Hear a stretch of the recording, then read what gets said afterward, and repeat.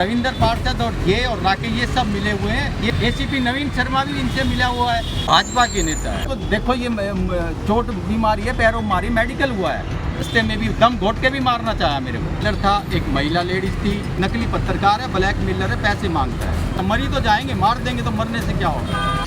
एक तरफ तो प्रदेश के मुख्यमंत्री नायब सिंह सैनी आए दिन मीडिया में बयान देकर दावे करते रहते हैं कि पुलिस को पूरी पावर दी हुई है कि किसी भी क्रिमिनल को, चाहे कोई कितना ही बड़ा नेता ही क्यों न हो, कानून के खिलाफ कार्रवाई करने पर किसी भी सूरत में नहीं बख्शा जाएगा।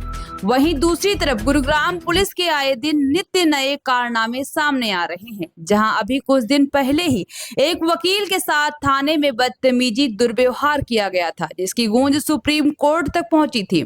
वहीं एक नया मामला बीते रोज सामने आया है। जी हां, यहां पर गुरुग्राम के थाना पालम विहार की पुलिस पर एक पत्रकार के साथ दुर्व्यवहार, बदसलूकी और अवैध हिरासत में लेने के गंभीर आरोप लगे हैं। ये घटना मंगलवार सुबह मोला हेड़ा गांव में घटित हुई है, जहां पुलिसकर्मियों ने एक स्थानीय पत्रकार सतीश भारद्वाज को उनके घर से कथित तौर पर जबरदस्ती उठा लिया। आपको बता दें, पीड़ित पत्रकार ने बताया है कि सुबह करीब 9:20 पर थाना पालम विहार के हवलदार बजरंग वत्स, हरिप्रकाश, जितेंद्र, एक महिला कांस्टेबल और 2 अन्य पुलिसकर्मी बिना वारंट या किसी नोटिस के उनके घर में घुसे, गाली गलौज की और जबरन सरकारी गाड़ी में बिठाकर थाने ले गए। उनका आरोप है कि उन्हें लगातार भ्रष्टाचार के विरुद्ध आवाज उठाने और आरटीआई के माध्यम से जानकारी मांगने की वजह से निशाना बनाया जा रहा है। पत्रकार का कहना है कि पुलिसकर्मियों ने उन्हें धमकी दी है कि उनके खिलाफ झूठे मुकदमे दर्ज कर दिए जाएंगे और उन्हें कोर्ट कचहरी के चक्कर काटने पर मजबूर कर दिया जाएगा। थाने में भी उन्हें कथित तौर पर मानसिक प्रताड़ना दी गई, शौचालय जैसी मूलभूत सुविधाएं भी नहीं दी गई। उन्हें एक ऐसे कमरे में बैठाया गया जहां सीसीटीवी कैमरे नहीं लगे थे। जब पीड़ित को डीसीपी कार्यालय ले जाया गया, तब तक भी हालात सामान्य नहीं थे। उन्होंने आरोप लगाया है कि उन्हें जानबूझकर सरकारी वाहन में बीड़ी सिगरेट के धुएं से परेशान किया गया। बाद में जब उन्होंने अपना परिचय पत्रकार के रूप में दिया, तो पहले उन पर हुए हमलों का हवाला दिया गया, तब जाकर उनका मेडिकल जांच सही तरीके से किया गया। पीड़ित का यह भी आरोप है कि इस पूरी कार्रवाई में कुछ पार्षदों की भूमिका भी संदिग्ध है, जो उनके द्वारा की गई भ्रष्टाचार संबंधी खबरों से नाराज थे। सतीश भारद्वाज ने पहले भी गुरुग्राम के कई इलाकों में अवैध कब्जों और शराब बिक्री के मामलों को उजागर किया है। उन्होंने आरटीआई के जरिए प्रशासनिक गड़बड़ियों की जानकारी जुटाकर कई रिपोर्ट प्रकाशित की।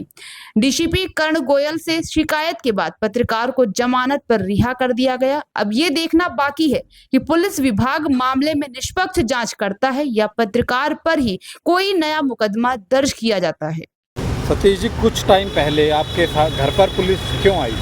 पुलिस आई थी 16/9/2024 में। मेरे को बाद में बताया गया 16/9/2024 में जो पार्षद ऑफिस रविंदर का है, जो ग्रीन बेल्ट में HSVT की लैंड पे ग्रीन बेल्ट में इन्होंने उस टाइम इलीगल तरीके से बनवाया था और वहाँ पे इलीगल एक्टिविटी, आचार संहिता का उल्लंघन हो रहा था। जबकि ये बीजेपी से इसका भतीजा गौरव और थे लोग जो कांग्रेस का भी प्रचार कर रहे थे। मेरे पास सूचना आई, मैं वहाँ गया और मैं इससे 1-2 दिन पहले की भी वो फ़ोटो ले रखी थी, मैंने अपने एक्स पे भी डाली हुई है।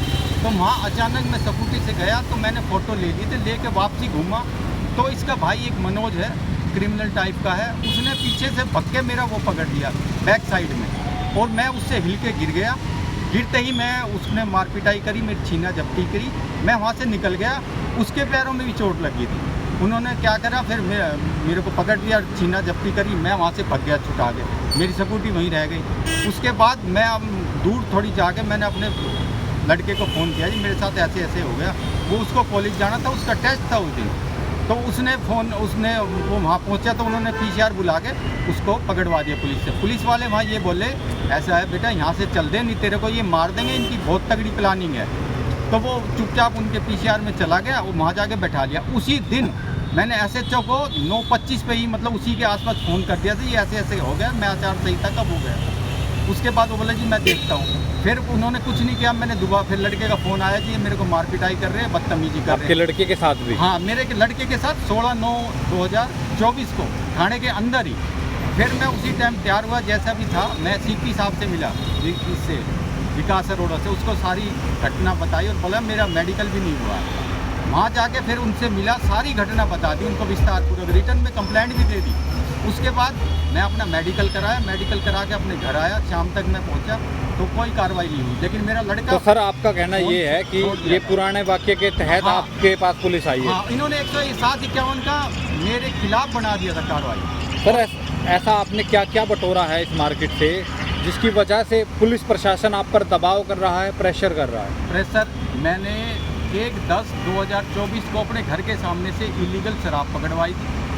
उस टाइम इसमें भी पार्षद वगैरह का ये हाथ है। मैंने जो पार्षद की इलीगल जो इन्होंने एक्टिविटी चला रखी है दफ्तरों में और उसके पीछे अवैध कब्जा करा है HSVP की ज़मीन पे, महेश ने भी जो इलीगल कंस्ट्रक्शन कर रखी है ये है, और जो भी ये सारे काले धंधे करते हैं वो उजागर किए, पुलिस को भी बता रखा है।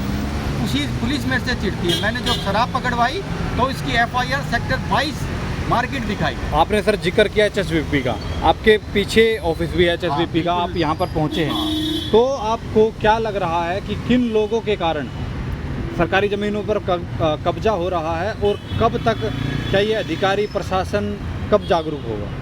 और साथ ये अधिकारियों को मैं टाइम टू टाइम अवेयर कर रहा हूँ, अवगत करा रहा हूँ। RTI भी लगाई, कोई जवाब नहीं दे रहा।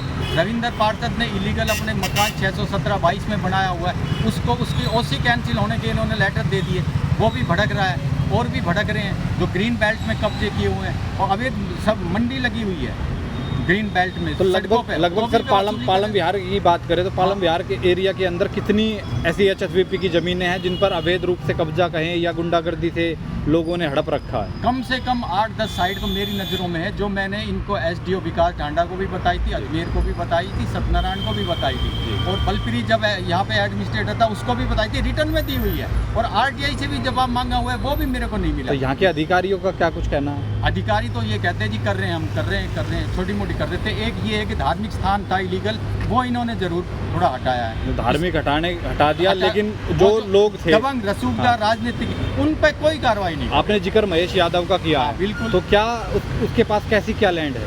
वो उसके पास एक्वायरमेंट हुई है, कंप्लेंट आई है मेरे पास है, कई लोगों ने शिकायत की हुई है। एक अनिल शर्मा है, वो भी यहाँ पे गया हुआ है, कोई राजेश करके भी है।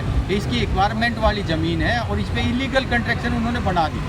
मेरे घर भी आया था वो, मेरे को दबाव बनाने, वो मेरे भतीजों का दोस्त है, लेकिन रविंदर पार्षद और राकेश ये सब मिले हुए हैं, ये मेरी हत्या तक भी करवा सकते हैं पुलिस से मिलकर। कहीं ना कहीं पार्षद की इन्वॉल्वमेंट भी है? बिल्कुल है। ACP नवीन शर्मा भी इनसे मिला हुआ है, विजेंद्र SHO वो भी मिला हुआ। मैं सबको बता चुका हूँ कि ये कुछ भी करवा। सर आप बहुत बड़े बड़े आरोप लगा रहे हैं। आप बिल्कुल सच लगा रहा हूँ। मेरे पे मानहानि का डाल दे, मानहानि का रिटर्न मेरा एक्स चेक कर लो, मेरा एक्स चेक कर लो। ये पुलिस तो मेरे को कभी भी मरवा सकते। उस दिन मेरे को बता देते तो मैं जागरूक नागरिक हूँ। 26/12 को मैंने लेटर DCP को लिखा है कि जी मेरे को आज सूचना मिली है, आप मेरे को वो दो। ये क्या करते हैं, पीछे से आके जी मिला नहीं, ये नहीं है, अपने कार्रवाई उल्टी पुल्टी। किस पार्टी के नेता हैं ये दोनों? ये भाजपा के नेता है। दोनों का नाम? दोनों का नाम रविंदर यादव, मुल्ला हेड़ा, महेश यादव गाटरपुर, और राकेश यादव भी पहले उसमें था, लेकिन अब वो निर्दलीय पार्षद हो गए, निर्दलीय पार्षद है। और ये भी लोग बात कहते हैं कि वो तो रविंदर तो आजकल, पहले इंद्रजीत का था, आजकल नरवीर के चमचागिरी करने में लग रहा है, और महेश है ऊपर नीचे तक आता जाता है। बाकी मैंने मोहनलाल बडोली CM तक को भी फ़ोन कर लिए, फनिंदर नाथ सबको फ़ोन कर दिए, सबको मेल कर दिया और सबको एक्स किया हुआ। मेरा चेक कर लो रिकॉर्ड। क्या आप मैं तो ये चाहूँ कि मैं और मेरा परिवार सुख शांति से रहे, हमें कोई डिस्टर्ब ना करे। बच्चों की ज़िंदगी खराब हो रही है, वे तो कभी भी झूठा है, आज ये है कल ड्रग्स कल बना देंगे मेरे घर में घुस के। कितने बजे पुलिस आपके घर गई थी? पुलिस आई 9:20 के करीब, रात को, सुबह। आपके साथ कुछ बदतमीजी भी की है? मेरे को देखो, ये चोट बीमारी है, पैरों मारी, मेडिकल हुआ है। अब मेरे को उसमें भी गाड़ी में ले गए, जब दम घुट के बजरंग जो हवलदार था, जो इसका केस का IO था, उसने मतलब बदतमीजी भी करी है, रास्ते में भी दम घोट के भी मारना चाहा मेरे को। ये आप बीड़ी सिगरेट पी।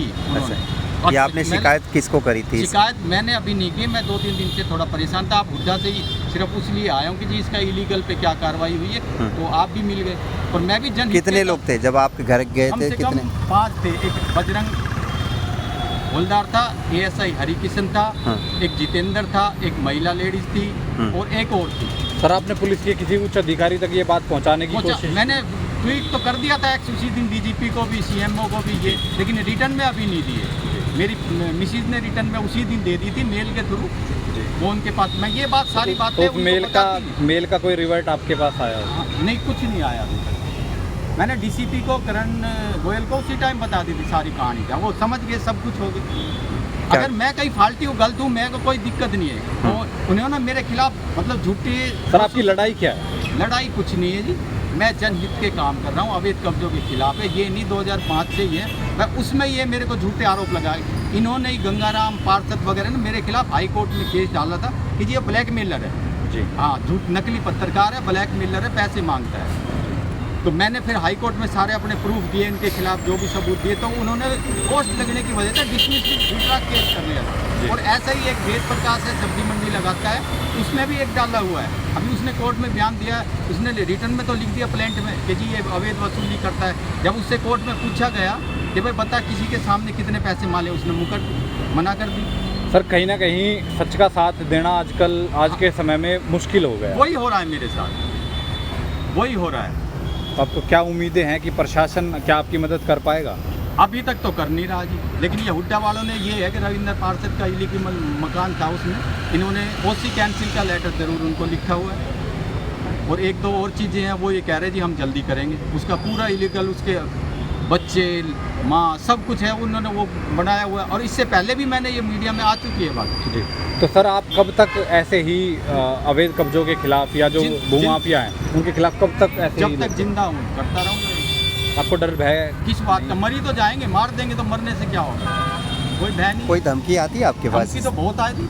किस- धमकी तेरे को ठीक करा देंगे, तेरे को मार देंगे, तेरा क्या पता भी नहीं नाम लगेगा। बताना चाहेंगे किसने नाम आप? एक तो रविंद्र पार्षद मेन है, हाँ एक गंगाराम वगैरह है हाँ। गांव के। हाँ, बाहर वाले से तो किसी की आई नहीं, बाहर के नहीं है। बाहर के किसी की नहीं आई। एक तो वैसे आई है कि भाई मतलब थोड़ी सी वैसे आपको क्या नहीं। लगता है कि विभाग के अंदर कोई ईमानदार अधिकारी मौजूद है या नहीं है?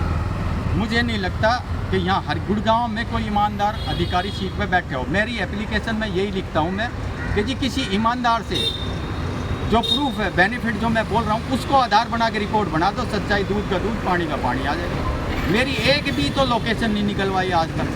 सब 36 कंप्लेंट है, सब झूठी असत्य पाई गई। एक भी लोकेशन नहीं निकलवाई, एक भी ट्वीट चेक नहीं करी। हालांकि मेरे ट्वीट पे किसी और की करता हूँ, उस पर एक्शन हो रहा है। सीएम ऑफिस से आते हैं, सीआईडी वाले पूछते हैं मेरे से कम 10 इस तरह के सीएम ऑफिस से आए, उन पर कार्रवाई हुई, लेकिन मेरे पे कुछ नहीं हुई। मेरे को और उल्टा ही फंसाने के चक्कर में कल ने तो मरा। मैं जंतर मंतर भी जाके अपनी गुहार लगा चुका हूँ इस बार। सर क्या परिणाम क्या निकल कर आया? परिणाम कुछ नहीं, बस वही है, भ्रष्टाचार ही चल रहा है अभी तक तो। कुछ अभी तक तो नुकसान भी हो रहे हैं बस।